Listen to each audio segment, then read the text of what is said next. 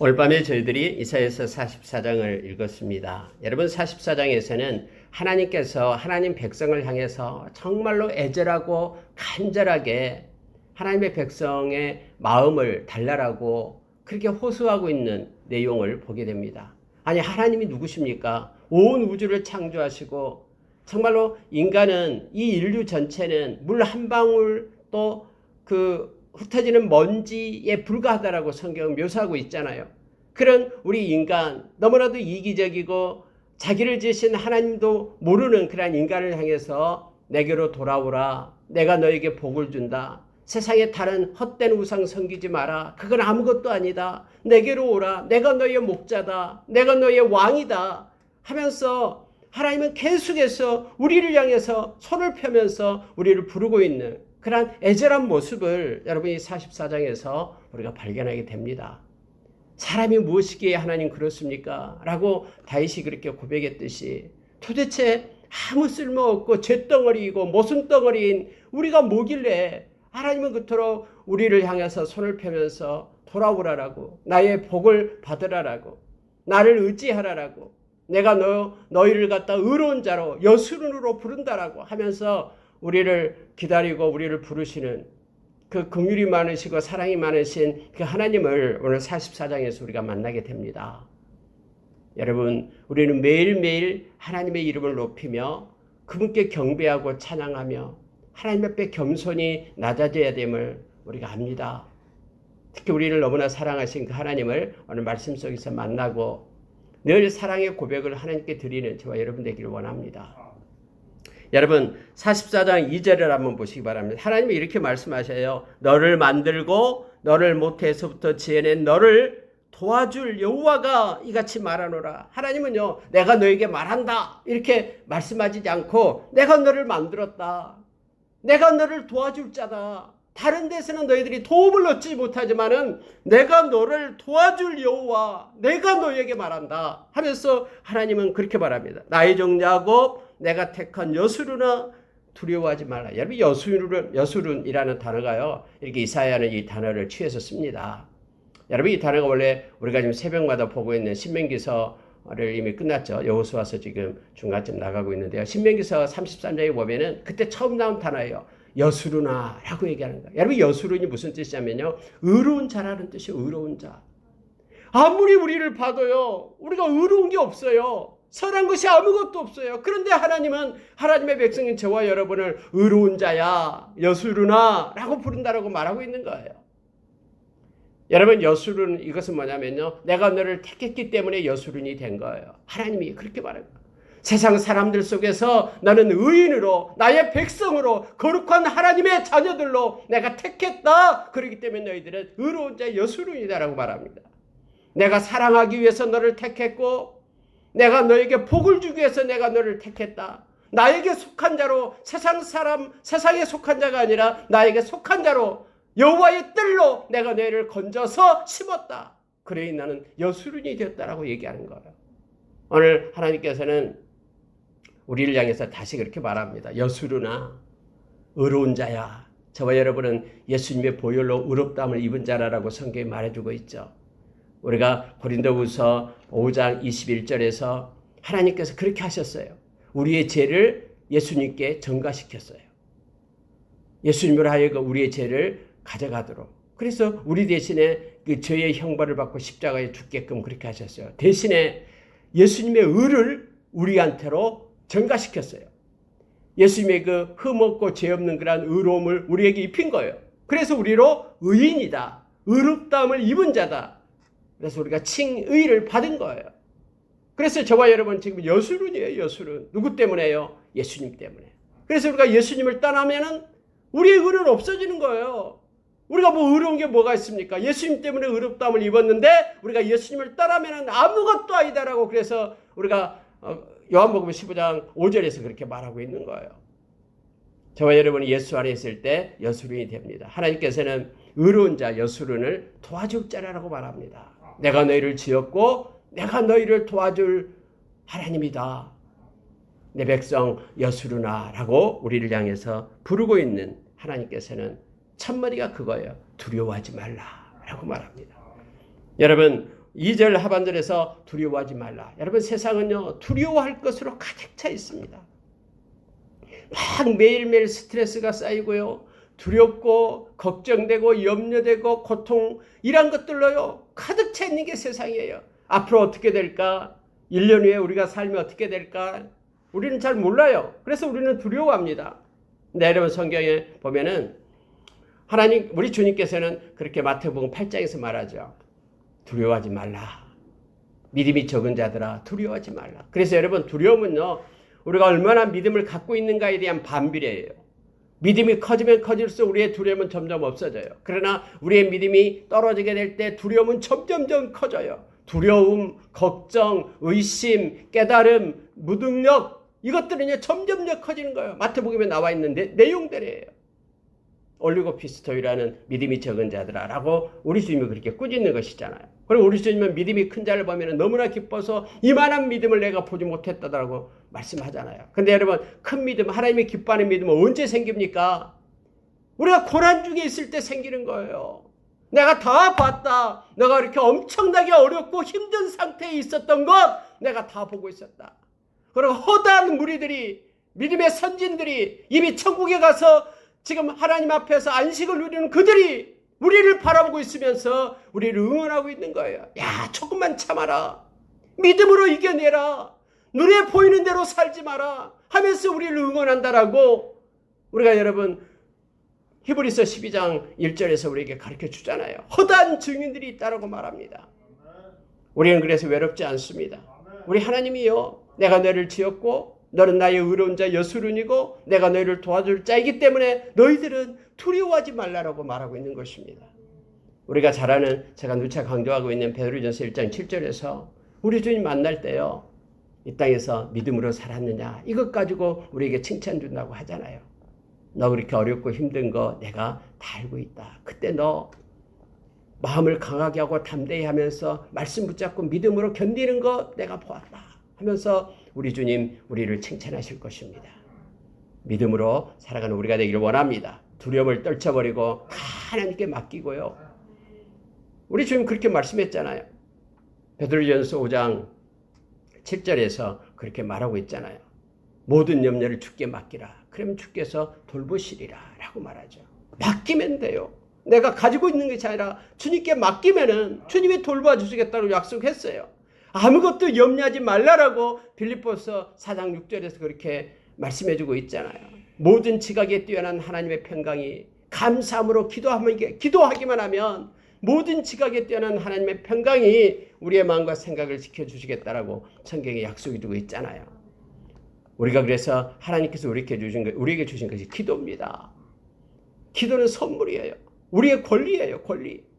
막 기도하는 거 억지로 하는 것이 의미가 아니라 기도는 하나님 우리에게 주신 선물이에요. 그래서 여러분 우리가 예레미야 선지자는 에레미야서 33장 2절 3절에서 그렇게 말하잖아요. 일을 행하시는 여호와 만들어 성취하시는 여호와가 말하노라 라고 하면서 너는 내게 부르짖으라. 내게 응답하겠고 네가 알지 못하는 크고 은밀한 일, 비밀한 일을 내게 보이리라. 이렇게 말씀하시고 있죠. 알지 못하는 것을 우리에게 가르쳐주는 것, 우리의 기도로 이루어진다라고 말하고 있습니다. 우리에게 두려워하지 말라라고 오늘 성경이 얘기합니다. 하나님이 도와주시겠답니다. 하나님 우리를 여수룬이라고 부릅니다. 그리고 하나님 우리를 만들었기 때문에 우리의 창조주 아버지라고 말합니다. 하나님이 의지하면서 두려움 없이 우리가 살아가기를 원합니다. 심지어 여러분요, 막 구체적으로 하나님께서는 이제 말씀을 하는 거예요. 자, 3절에 이렇게 말합니다. 나는 목마른 자에게 물을 주며 마른 땅에 시내가 흐르게 하며 나의 영을 내 자손에게 나의 복을 내 후손에게 부어주리니 내가 너희에게 물을 주겠다. 내가 너희에게 시내가 흐르게끔 그렇게 하겠다. 내가 너희에게 영을 주겠다. 성령을 주겠다라고 말합니다. 그리고 복을 너희에게 주겠다. 난 충분히 그렇게 할 수 있다. 살아있는 하나님이기 때문에 하면서 하나님이 직접 그렇게 자기 자신을 우리에게 나타내는 거예요. 너에게 복이 필요하냐? 그럼 나에게 구하라. 내가 복을 주겠다. 너희들이 목마르냐? 그러면은 나에게 구하라. 내가 때를 따라서 물을 주겠다라고 말합니다. 실제로 우리 예수님이 그랬거든요. 예수님께서 요한복음 6장 35절에서 나를 믿는 자는 영원히 목마르지 않을 것이다. 요한계시록 5장, 요한계시록 7장에 보면은 예수님을 따르는 거룩한 무리들이 있다고 했습니다. 그들을 예수님이 어디로 인도하지 않습니까? 생명수 강으로 인도한다고 했습니다. 그래 이 생명수가 뭡니까? 마르지 않는 거예요. 목마르지 않는 것. 마르지 않도록 영원히 목마름이 없게끔 우리 주님께서 채워주신다고 얘기했습니다. 뭐 때문에 목이 마릅니까? 어떤 일에 목마릅니까? 우리 주님 앞에 나가서 기도하며 구하기를 원합니다. 주님께서는 하나님의 때에 반드시 우리에게 허락해 주십니다. 더 좋은 것으로 허락해 주시는 주님을 우리가 만나기를 원합니다. 특히 여러분요, 나의 영을 내 자손에게 부어주겠다 이렇게 말씀했죠. 그리고 오순절날 이 땅에요 성령이 임하게 되었습니다. 예수님의 제자들이 마가의 다락방에서 함께 기도하기 시작한 지 10일이 지나니까요 하늘로부터 성령이 이 땅에 임하기 시작합니다. 오늘날 그래서 예수 믿는 모든 사람에게는요 예수 그리스도의 영, 하나님의 영이신 성령님이 우리 가운데 계셔요. 우리가 감정으로 느끼든 느끼지 못하든 우리는 말씀을 통해서 우리는 이것을 확신합니다. 왜냐하면 성경이 그렇게 말하고 있잖아요. 성령께서는 우리가 구원의 날까지 성령 안에서 우리가 인침을 받았기 때문에 우리를 떠나지 않습니다. 우리를 진리 가운데로 인도하며 하나님 아버지 만날 때에 성령님이 우리의 증인이 되는 거예요. 아, 이 사람 예수 믿는 사람입니다. 하나님의 백성입니다라고 성령님께서 증인이 되어서 하나님의 나라를 예수님과 함께 우리가 상속받을 자로 우리를 세운다라고 로마서 8장에서 우리에게 가르쳐주고 있죠. 여러분, 우리가 잘 아는 누가복음 11장 13절에서요. 너희가 악한 자라도 자식에게 좋은 것을 줄 줄 알거든 하물며 하늘에 계신 너희 아버지께서 구하는 자에게 성령을 주시지 않겠느냐라고 말하고 있는 거예요. 구하는 자에게, 기도하는 자에게 내가 내 영을 너희에게 주겠다라고 약속하신 이 성령의 충만함을 우리에게 주겠다라고 말합니다. 그래서 우리는 늘 성령 충만함을 구해야 됩니다. 우리가 우리가 에베소서 5장 18절에서는요. 술 취하지 말라 이는 방탕한 것이니 오직 성령 충만함을 받으라라고 말하고 있잖아요. 이건 명령이에요. 그래서 우리가 늘 성령 충만할 것을 우리가 기도하며 나가기를 원합니다. 성령 충만할 때에 우리에게는 우리가 예수의 증인이 돼요. 사도행전 1장 8절에서 우리에게 그렇게 가르쳐주죠. 예루살렘과 온 유대와 사마리아 땅 끝까지 이르러 내 증인이 되리라. 누가요? 너희가 성령을 받으면. 이 말은 성령으로 충만할 때. 그래서 여러분 사도행전 4장에 보면은 그 예수님의 제자들이 막 모여서 막 기도하는 거예요. 사도행전 2장에서는 이제 성령이 임하고 사도행전 4장에서 막 기도하니까 그들이 다시 성령 충만해가지고 밖에 나가서 하나님은 예수는 그리스도라고 힘있게 증거하잖아요. 막 담대함으로요. 이게 증인이 됐다라는 뜻이에요. 우리가 이 땅에서 증인이 되려면은 성령으로 충만해야 됨을 성경은 가르쳐 줍니다. 그래서 여러분 우리가 여기서 하나님께서 약속하신 거 그거예요. 내가 나의 영을 내 자손에게 부어주겠다. 우리가 여러분 잘 알고 있는 그 요엘서 2장에 나오죠. 7절 이하에 쭉 나오잖아요. 마지막 때에 내가 나의 영을 내 남종과 여종에게 부어주리라. 가득 부어주겠다라고 성경에 약속해주고 있습니다. 그래서 우리가 성령을 쫓는 삶을 살아야 돼요. 여러분 예수 믿는 사람도요. 성령을 쫓는 삶을 살 수도 있고요. 또 자기의 육체의 정욕을 따라 살 수도 있어요. 이게 갈라디아서 5장 19절부터 23절에 나와 있는 내용이에요. 만약에 우리가 우리 정욕을 따라가고 성령을 쫓지 않는다면 우리 가운데는 육체의 정욕으로 나타나는 그런 현상들로 가득 찰 수밖에 없어요. 음란부터 시작해가지고는 다 탐심, 술 취함, 방탕함까지 가게 되는 거예요. 그러나 성령을 쫓는 삶을, 성령을 구하고 기도하고 성령을 의지하는 삶을 살 때는 성령의 활동이 일어나서 성령의 열매들이 우리 가운데 맺히게 되죠. 그게 바로 사랑과 희락과 화평과 오래 참음과 자비와 양성과 충성과 온유와 절제 열매들이 우리 가운데 맺혀지게 되는 거예요. 여러분 절제 열매가 마지막 열매잖아요. 이 절제가 얼마나 중요하냐면요. 절제 가운데는 하나님께서 우리에게 주신 것은 두려워하는 마음이 아니요 능력과 사랑과 절제니라 라고 디모데후서 1장 7절에서 우리에게 가르쳐준 것처럼요. 이 절제는 우리의 육체적인 욕망을 따라 정욕을 따라 행하려고 한 것을 딱 막을 수 있는 것이 절제예요. 막 뭔가를 막 하고 싶고 뭔가를 막 취하고 싶은데 그걸 막을 수 있는 능력, 이게 성령께서 우리에게 주시는 절제예요. 그래서 절제가 있으면 그런 죄악의 길, 악한 길로 가지 않고 우리가 멈춰설 수 있는 힘이 생기는 거예요. 이 성령의 활동이 일어나게끔 성령 충만함을 우리가 달라라고 우리가 기도하며 나가기를 원합니다. 그래서 여러분 오늘 하나님께서는 이건 놀라운 약속을 하는 거예요. 나의 영을 내 자손에게, 심지어 나의 복을 내 후손에게 부어주겠다. 그러니 나는 너희들을 이렇게 도와줄 수 있다 하면서 하나님께서는 하나님의 백성을 향하여 이렇게 막 당신이 할 수 있는 일들을 지금 말하고 있습니다. 왜요? 그러니 나를 의지하고 나에게 돌아오라고. 나를 떠나지 말아달라고. 제발 거짓된 헛된 우상 섬기지 말아달라고 지금 말하고 있는 거예요. 지금 계속해서 여러분 44장에서는요. 우상 섬기지 말라고 지금 나오고 있는 것입니다. 자, 그랬더니 여러분 보십시오. 5절에 한번 보시기 바랍니다.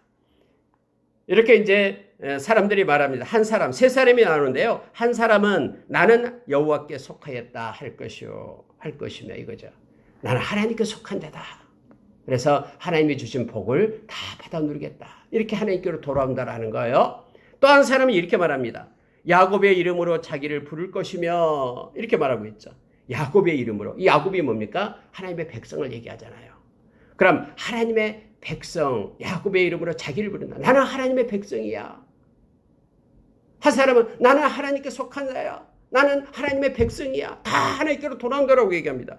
또 한 사람은 이렇게 말합니다. 또 다른 사람은 자기가 여호와께 속하였음을 그의 손으로 기록하고, 손으로 기록해요.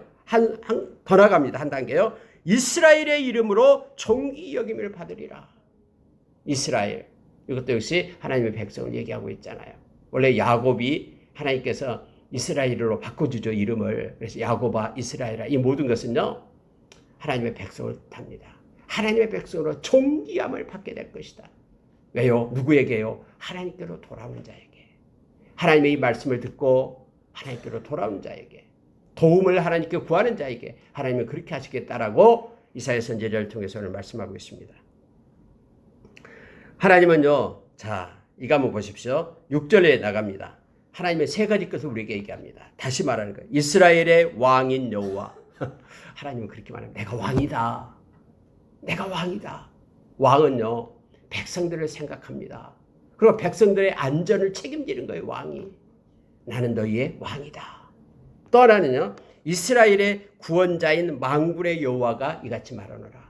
하나님이 자기를 소개할 때 그렇게 합니다. 나는 이스라엘의 구원자다.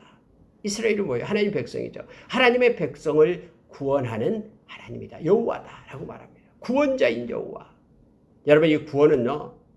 우리가 이 땅에 끝나고 죽어서 하나님의 나라에 가는 것도 안식에 들어가는 것도 구원이죠. 그러나 여러분 이것도 구원이지만 우리가 이 땅에 살고 있는 이 세상에서 여러 가지 일들 속에 개입하시고 관여하시고 그 문제로부터 해결해 주시는 분도 구원이라는 것이에요. 구원자라는 것이에요. 그러니 이 세상 살아갈 때마다 크든 일이든 작은 일이든 하나님께 의지하고 맡길 것을 말하고 있습니다. 나는 왕이고 그래 적들이 오면은 하나님이 물리쳐 주시죠. 왕이기 때문에. 나는 구원자고 여러 가지 어려움, 시험과 문제에서 하나님이 건져주는 구원자 되신다라고 얘기합니다. 자, 또 하나가 있는데요. 자, 8절에 보시기 바랍니다. 너희는 두려워하지 말며 겁내지 말라. 내가 예로부터 너희에게 듣게 하지 아니하였느냐? 알리지 아니하였느냐? 너희는 나의 증인이라. 나 외에 신이 있겠느냐? 과연 반석은 없나니 다른 신이 있음을 내가 알지 못하노라. 하나님은요. 세 번째로 뭐라고 얘기하면 반석이라고 얘기합니다. 여러분 반석. 여러분 반석이다라고 얘기할 때 우리 교회도 이제 반석교회인데요. 반석이라고 할 때는 예수 그리스도도 반석이라고 말하고요. 하나님도 반석이라고 얘기합니다. 성경이 곳곳에서 이사야서 특히 많죠. 반석이라. 이럴 때 반석이라 할 때요. 원래 히브리어가 이 구약은 히브리어로 쓰여져 있어요. 신약은 헬라어로 쓰여져 있고 원어가. 이 반석이 추루라는 뜻이 추루. 추루라는 것은 어떤 것을 얘기하냐면요. 막 그 모래만 가득 찬 굉장히 광활한 그런 사막이에요. 사막 안에 큰 반석, 돌이 있어요. 돌. 엄청나게 큰 돌이 있는데 이 돌을 추루, 반석이라고 얘기합니다. 그러니까 이 광야와 같은 곳에서 큰 바위, 거대한 바위를 말할 때 이 추루, 반석이라 얘기해요. 그럼 하나님이 내가 반석이다라고 얘기할 때 이때 여러분 반석은요, 두 가지 역할을 합니다. 무슨 얘기하면은 막 사막 지역이니까 얼마나 덥겠어요. 하루에도 막 50도 60도 막 올라가잖아요. 뜨거운 그런 곳에요. 큰 반석이 있으면요. 그늘을 제공합니다. 그늘을 제공. 여러분, 이 습기가 없는 건조 지역에서는요. 햇빛이 비치는 것과 비치지 않는 대로 온도 차이가 엄청나게 납니다. 건조 지역에서는. 그래서 그늘 속에 들어가 있으면요. 너무 시원해요. 근데 그 사막 아무것도 그늘이 없는 그곳에 반석이 있으면요. 햇빛이 이쪽에서 비치면 큰 반석 그 옆쪽에 뒤쪽에는 그늘이 생겨요. 그래서 이 그늘의 역할, 시원한 그늘의 역할을 하는 것이 이 반석입니다. 첫 번째 역할이 그거예요. 그래서 여러분, 하나님은 우리의 반석이 되면요. 우리가 어떤 순간에도 우리에게 안식을 주는 것이 반석입니다. 반석은요, 흔들림이 없어요. 비가 와도 눈이 와도 뭐 떠내려가거나 흔들림이 없어요. 굳건하게 우리의 피난처가 되는 것이 바로 이 반석이라는 뜻이에요. 또 하나는 여러분요, 그때 당시 사막 광야 같은 데는 이 도적들이 많아요. 또 사나운 짐승들이 많습니다. 그 도적과 사나운 짐승들로부터 우리가 몸을 숨기고 눈에 띄지 않게 하는 것이 바로 반석이에요. 반석은요, 그들을 갖다 지켜주는 이 은신처가, 아지트가 되는 거예요. 하나님이 그렇다라고 얘기합니다. 내가 바로 반석이다. 그러니 나에게로 피하라. 나는 흔들리지 않는 반석. 이랬다 저랬다 하지 않고 그대로 있는 너를 끝까지 지켜내는 반석이다. 그러니 너는 나에게로 오라. 하면서요. 세 가지를 얘기하는 거예요. 하나님은 왕이시다. 그래서 왕이 내 백성을 지킨다. 하나님은 구원자이시다. 하나님이 너를 구원해 준다. 하나님은 반석이시다. 너의 피난처가 된다. 그러니 너는 나를 의지하라. 라고 하나님께서는 말씀하고 있음을 보게 됩니다. 이제 하나님과 반대 개념을 얘기합니다. 그게 뭐냐면 우상이에요. 우상. 자, 여러분 9절에 보시기 바랍니다. 우상을 만드는 자는 다 허망하도다. 그들이 원하는 것들은 무익한 것이거늘 그것들의 증인들은 보지도 못하며 알지도 못하니 그러므로 수치를 당하리라. 여러분 성경에서는요. 계속해서 우리에게 가르쳐준 메시지가 있는데 우상을 섬기는 자는, 우상을 만드는 자는, 또 우상을 의지하고 살아가는 자는 반드시 수치를 당한다라는 것이 나와요. 부끄러움을 당한다라는 거예요. 그에게는 멸망을 당하게 됨을 성경은 말하고 있죠.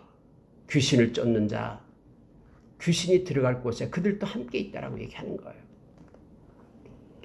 악한 귀신 사탄 마귀는 불못에 던져진다 했죠. 그를 따르는 자들도 그곳에 있게 된다라는 걸 우리에게 말하게 합니다. 그래서 진짜 참 하나님을 너희들은 섬기고 내가 너희들 도와준다니까 하면서 오늘 말씀한 게 왕으로 구원자로 반석으로 내가 너희들에게 함께해. 그러니 나를 따르라라고 말하는 거예요. 그런데 절대로 우상을 따르지 말라라고 얘기하는 거예요. 근데 사람은요. 우상을 따라가요. 우상은 결국 허망한 것이고요. 헛된 것이다라고 성경에 말하고 반드시 수치와 부끄러움을 당하게 되는데 그걸 따라간다니까요. 여러분 원래 우상이라는 단어가요. 히브리어로 뭐냐면 토우예요. 토우. 혹시 여러분 토우라는 말 들어봤죠? 막 어떤 데 보면 토우라 해가지고 뭐 도자기 같은 걸로 만든 조그만 그 우상 덩어리 같은 거 있잖아. 이걸 토우라고 얘기해요. 근데 여러분 토우라는 그런 그 단어의 뜻은 뭐가 있냐면요. 여기에 나온 거예요. 허망이라는 단어가 있어요. 허망하다가 우상이라는 뜻하고 같이 연관이 돼요. 그러니까 허망이 바로 뭐냐면 토우라는 히브리어 단어예요. 그러니까 토우라는 거에는 뭐가 있냐면요. 황폐하고 사막이고 허망하고 이런 뜻이 있어요. 그럼 우상을 섬기는 자들은요. 그들의 인생의 끝자락이 허망으로 끝나요. 허무하게 끝나요. 사막과 같이 황폐한 인생이 돼버린다라는 거예요. 막 처음에는 막 우상이 뭘 해줄게 하면서 막 미혹하고 유혹하지만은 그 끝자락은요. 다 황폐하고 끝나요. 황폐하고. 여러분 이단의 특징도 그거예요. 이단의 특징이 뭐냐면요. 처음에는 막 여러 가지 것들을 미혹을 하잖아요. 근데 그 끝자락은 뭐냐면요. 다 패가 망신하게 돼요. 모든 재산 다 털리게 되고요.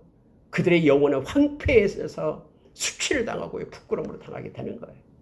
다 이 우상의 끝자락이 그렇다라는 거예요. 이 언어 자체가 하나님이 그러니까 언어 자체를 이렇게 만들었어요.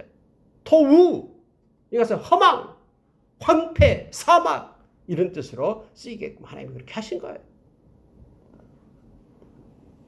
그러면서 하나님은 너무나 친절해요. 정말로 우상이 허망한 것을 보여주겠다라고 말하면서 이제는 철공이 철을 가지고 막 우상을 만드는데 사람이 만든 거 아니냐. 목공이 나무를 가지고 만드는데 그 나무 일부는 땔감으로 쓰고 일부는 고기를 구워 먹고 그 일부 남은 나무를 가지고 막 조각해서 우상을 만드는데 어디 생각 한번 해봐라. 그 우상이 너에게 뭘 해주겠느냐 하면서 하나님께서는 막 답답한 마음으로 지금 말씀을 통해서 설명하고 있는 거예요. 처음에 하나님은 나는 이렇다라고 하나님은 자신을 나타내고요. 나는 왕이고 구원자고 반석이고 나는 너희의 도움이 되고 하면서 막 나는 너를 만들었고 나는 너에게 성령을 주고 나는 너에게 복을 주고 말씀하죠. 나는 너에게 생수를 주고 목마르지 않게 하고 다 주는 살아있는 하나님이고 이제는 반대로 우상은 아무것도 아니다. 허망한 것이다 라고 설명을 막 구체적으로 해주고 있어요. 성경에 보면은요. 자 여러분 그래서 17절을 보세요. 그 나머지로 신상고 자기의 우상을 만들고 그 앞에 엎드려 경배하며 그것에게 기도하여 이르기를 너는 나의 신이니 나를 구원하라 하는도다. 여러분 이렇게 우상은 헛것인데 이렇게 우상을 섬기도록 누가? 마귀가 악한 사탄이요 마음을 혼미하게 해버려요. 그래서 이상해요. 마음을 한번 뺏겨버리면요 진짜로 어리석은 자가 돼버리는 거예요. 그게 성경에 나와 있는 거예요. 18절 보십시오.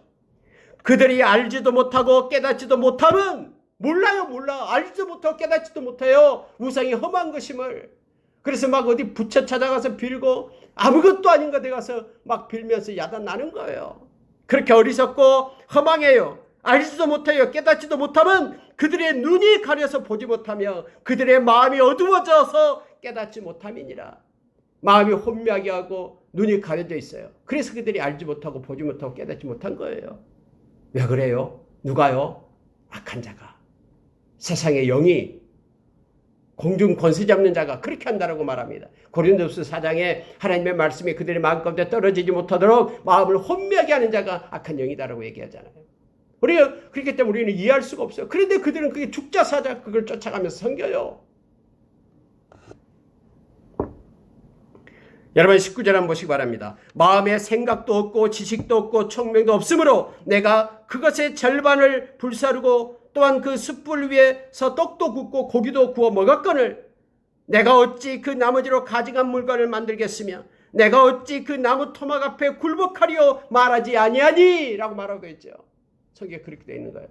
아니 지각이 없어요. 생각이 없기 때문에 우상이 만들어진 거 다 보면서 내가 어떻게 그렇게 우상을 만들고 내가 어떻게 그 가증한 물건에게 내가 굴복하고 나 그렇게 못하겠다라고 말하지 않는다라는 거예요. 왜요?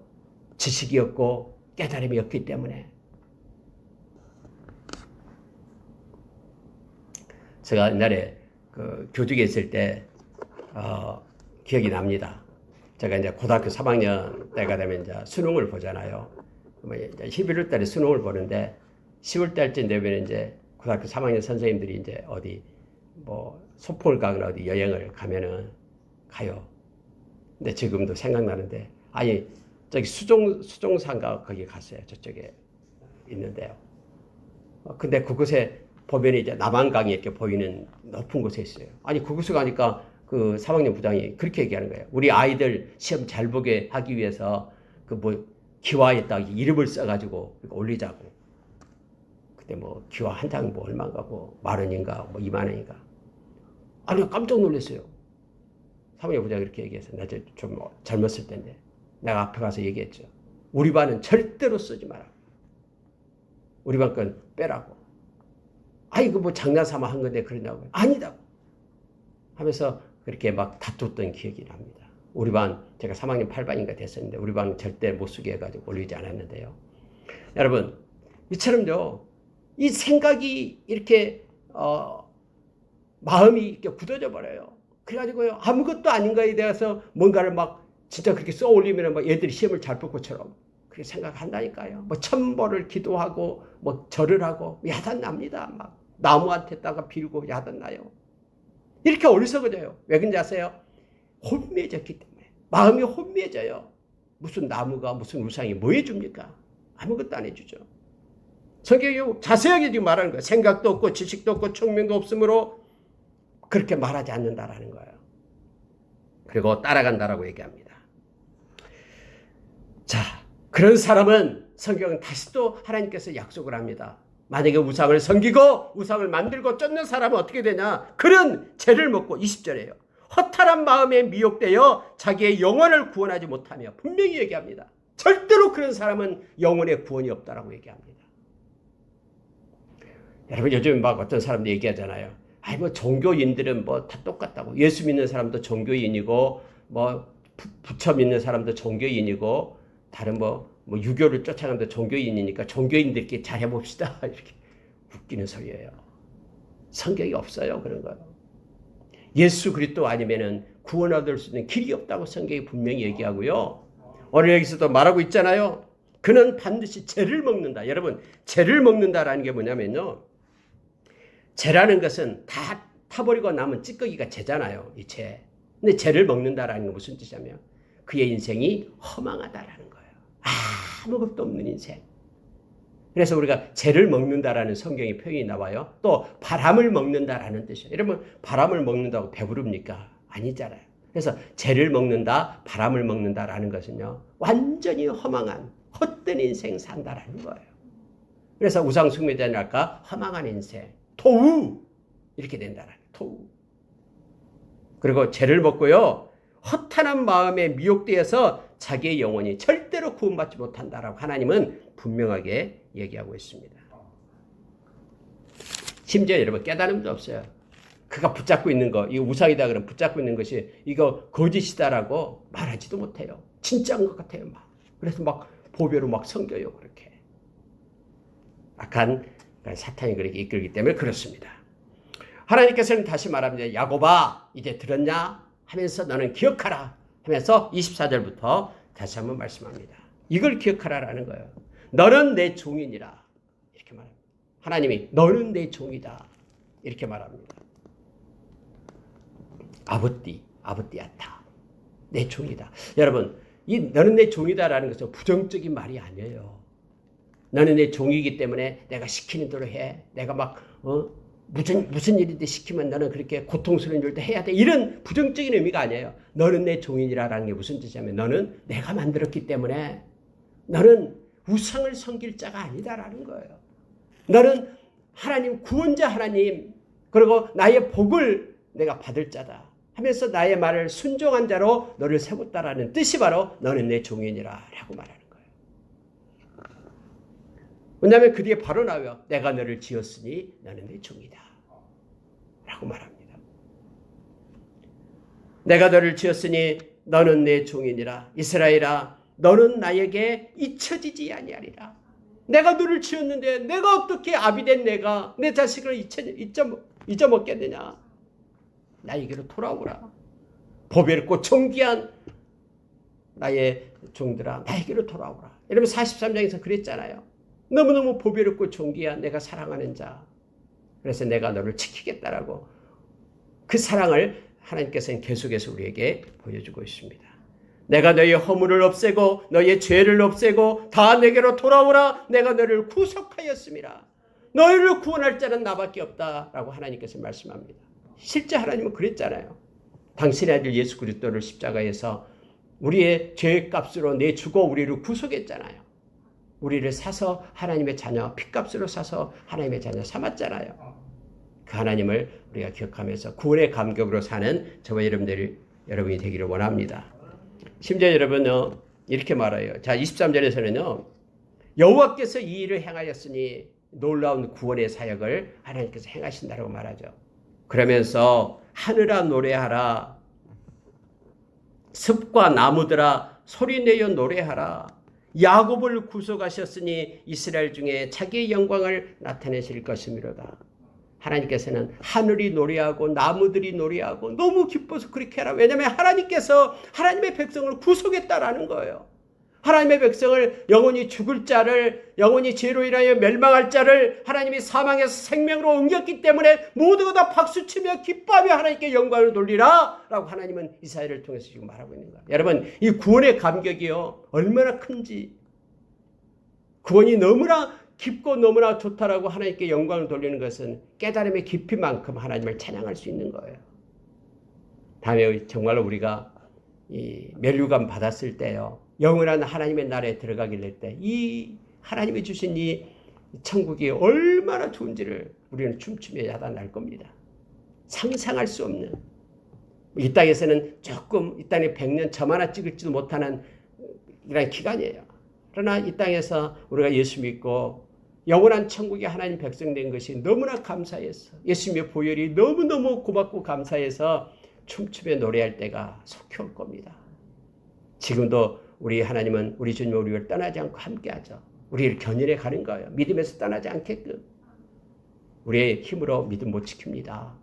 우리 주님이 함께함으로 주님께서 우리를 인도하시고 있는 거예요. 그 주님을 찬양합니다. 자, 여러분, 하나님께서는 우리에게 말씀해주고 있는 것 중에 여러분 25절을 한번 보시기 바랍니다. 헛된 말을 하는 자들의 징표를 패하며 점치는 자들을 미치게 하며 지혜로운 자들을 물리쳐 그들의 지식을 어리석게 하며 그의 종의 말을 세워주며, 하나님이 이제 구체적으로 하시는 일을 말하고 있는데 이렇게 얘기합니다. 하나님께서는요, 헛된 말을 하는 자들, 막 말을 하는 사람들 있죠. 징표를 말하면서 이렇게 될 것이다. 이것이 징표다. 특히 여러분 이단이 그렇게 많이 하죠. 근데요, 그 모든 눈에 보이는 징표들을 하나님이 패하신다고 얘기합니다. 막 어떤 사람은 점을 쳐요. 막 귀신이 들려가지고 점 잘 친다고 얘기합니다. 막 다 맞춘다고 얘기해요. 점 치는 자요, 그들을 미치게 할 것이다라고 얘기합니다. 그대로 되지 않습니다. 그리고 성경에 이렇게 보면 지혜로운 자들을 물리친다.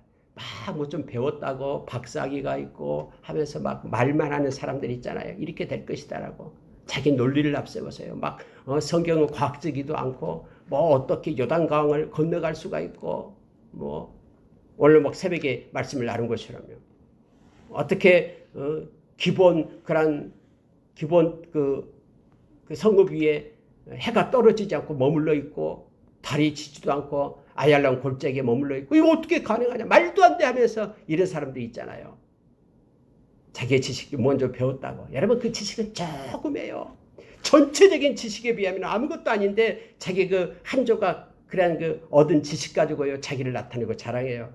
그런 사람들 말요 하나님께서 물리친다라고 얘기합니다. 그들의 지식을 어리석게 하며 라고 구체적으로 말하잖아요. 그러면 하나님은 어떻게 하십니까? 자, 16절에 보세요. 그의 종의 말을 세워주며. 그의 종이 누구예요? 우리예요. 우리 하나님의 백성의 그런 말들을 하나님께서 듣고 있다가 세워줘요. 붙들어서. 하나님은 우리 편이거든요. 세워줘요. 그리고 그의 사자들의 계획을 성취하게 하며, 아무리 안 될 것 같은 계획이라도요 하나님이 붙잡아 주시면요 그게 성취가 된다니까요. 그래서 여러분, 하나님은 하나님의 백성에게 시선을 고정하고 하나님은 언제나 이끌고 좋은 것으로 인도하신다는 사실을 기억하고 우리가 두려워하지 말고 담대하게 하루하루 살아가기를 원합니다. 심지어 여러분 이렇게 말합니다. 자, 고레스에 대한 얘기가 나와요. 28절 한번 보십시오. 고레스에게 이르기를, 고레스 왕 알고 있죠? 고레스 왕이 그 메사 그런 국의 왕이 되죠. BC 538년에 바벨론을 멸망시켜요. 그리고 왕이 돼요.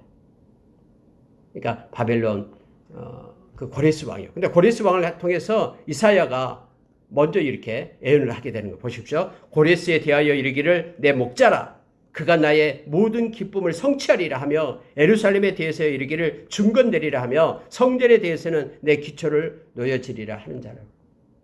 여러분, 이사야는요 BC 700년경에 그런 말씀을 선포했던 사람이잖아요. 근데 이 말씀은요 다음에 여러분 160년이 지난 다음에 나타나는 걸 얘기하는 거예요. 고레스 왕이 내 목자다. 아니 어떻게 고레스 이방인의 왕이 하나님의 목자가 될 수 있어요? 근데 하나님께서는 기름 부은 목자다라고 얘기하는 거예요. 왜냐하면 하나님의 일을 고레스 왕을 통해서 행하기 때문에 그래요. 이스라엘 백성을 예루살렘으로 올라가게 하면 노예를 석방시켜 주잖아요. 이 고레스 왕이 갑자기 하는 거예요. 하나님께서 마음을 움직여가지고요. 그래가지고 황폐하게 된 예루살렘 성전을 중건하게끔 그렇게 했잖아요. 하나님께서는 이렇게 선지자를 통해서 말씀하는 대로 성취하신 것을 보게 됩니다. 목자다.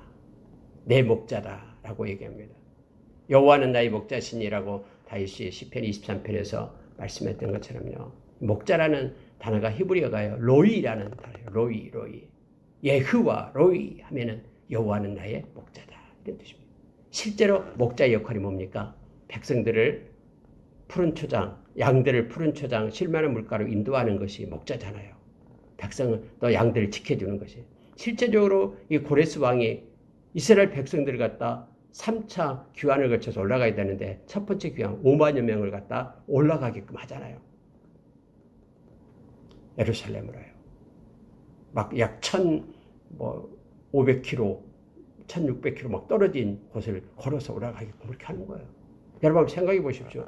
이 1,600km 얼마나 우리나라 저기 북한 끝에서 밑에까지 하면은 뭐 1,000km밖에 안 되잖아요. 근데 그 이상까지 걸어서 가게끔 그렇게 옮기는 거예요. 하나님의 계획 아니었으면 이게 어떻게 가능하겠습니까? 하나님께서는 이렇게 이사야를 통해서 오늘 말씀해 주면서 44장에서는 내용이 그거예요. 하나님이 참 하나님이다.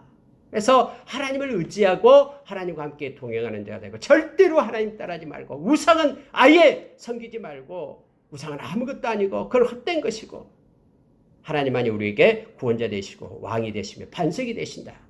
그러니 하나님과 동행하는 삶 사는 하나님의 백성들 될 것을 하나님은 요청하고 있습니다.